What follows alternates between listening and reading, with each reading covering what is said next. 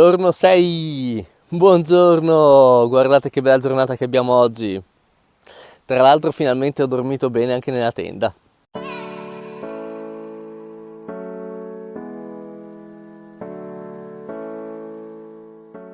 A quanto pare la baita apre alle 10:30, quindi il piano di oggi è questo. Adesso esploriamo la Val Bartolo, vediamo se riusciamo a raggiungere il confine con l'Austria, se no torniamo indietro. Alle 10:30 beviamo un caffettino e poi andiamo giù verso Malborghetto e Pontebba. Vediamo fin dove arriviamo oggi.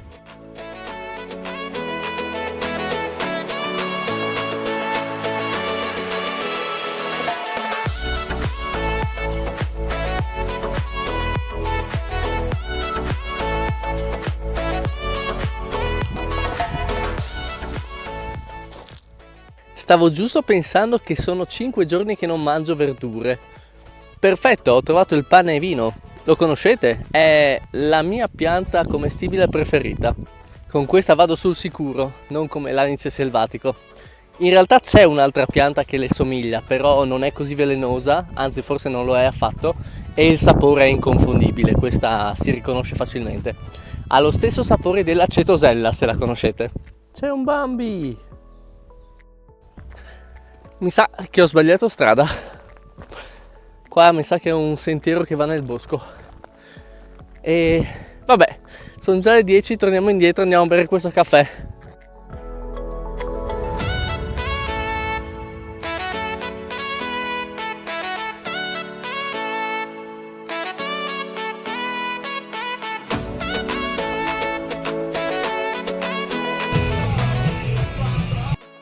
Oh, non avevano il caffè. Certo che birretta e vinello per colazione mi hanno un po' ribaltato. Se non altro sento meno il male alle gambe. C'è sole ma fa freddino, eh?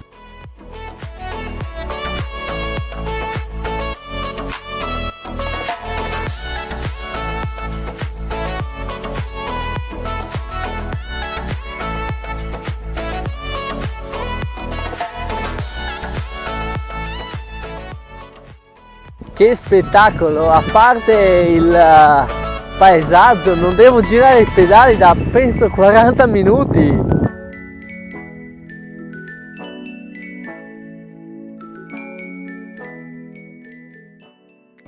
E come promesso, buon pranzo.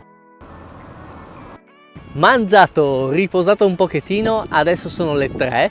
Prendiamo di nuovo la ciclovia Alpe Adria e la seguiamo fino a, non lo so, Venzone? E sinceramente non so neanche se passa per Venzone, lo scopriamo. Sicuramente fino a Resuttia, ma sicuramente fino a Resuttia ci arriviamo. Tra l'altro è da far notare che con oggi ci spostiamo dalle Prealpi Giulie e andiamo in direzione delle Prealpi Carniche, quindi c'è un cambiamento notevole. Andiamo in Carnia. Vediamo se là le agani sono più facili da scovare.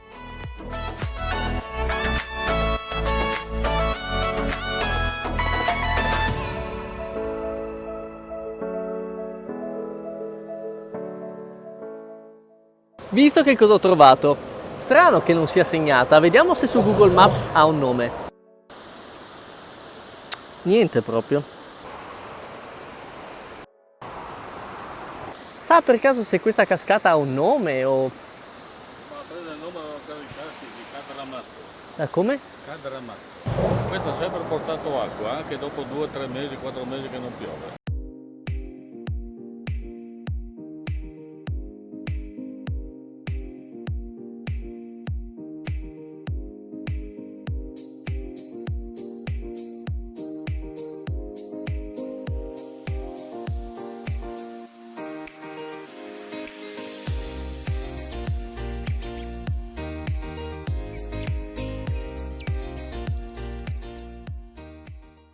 E questo è ancora il Fella, guardate che grande che è.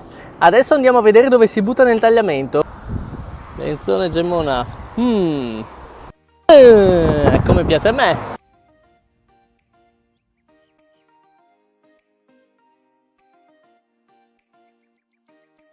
Ed è qua che si trasformò da travel blog a horror. Là c'è una porta, ma mi sto cagando un po' addosso. Ah, che peccato, ho lasciato il costume da bagno in bicicletta. Geniale proprio, far passare la ciclabile dietro alla barricata per fermare le frane. Sicuro. E niente, siamo già passati al tagliamento.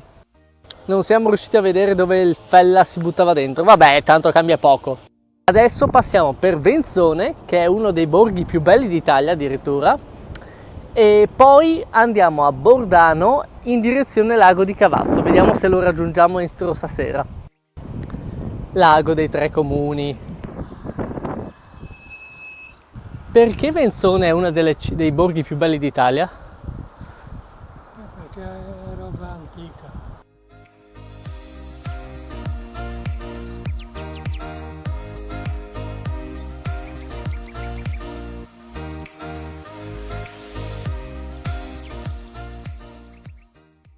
È bello, però secondo me se la contende con Ucea. E adesso attraversiamo il tagliamento. Andiamo di là da Laghe.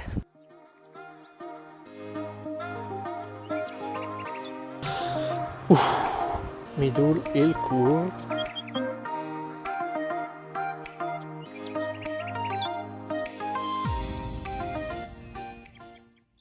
Bene, voi non lo sapete, ma ho dovuto fare una pausa in un bar per ricaricare i cellulari, dato che il caricabatterie a pannelli solari carica molto lentamente.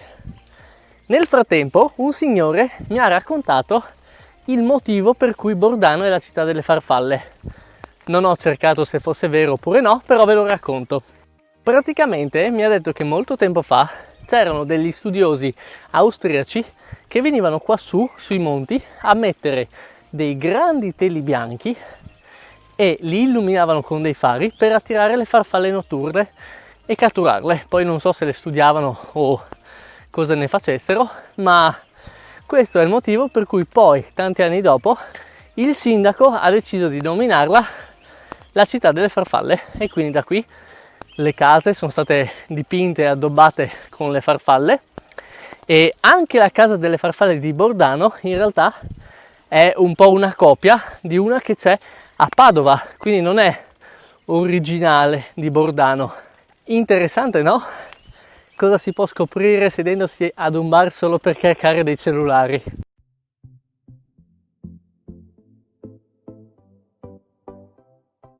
Sono arrivato al lago, volevo farvelo vedere da un punto di vista diverso dal solito, ma è un po' coperto dal fogliame. Vediamo se scendendo.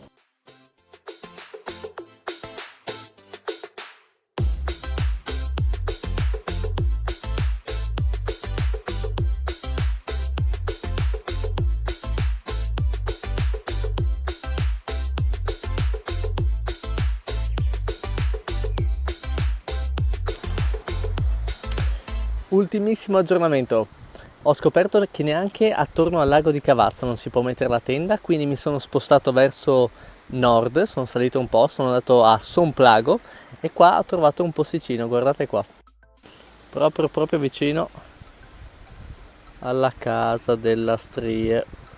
Bene, e adesso veramente buonanotte.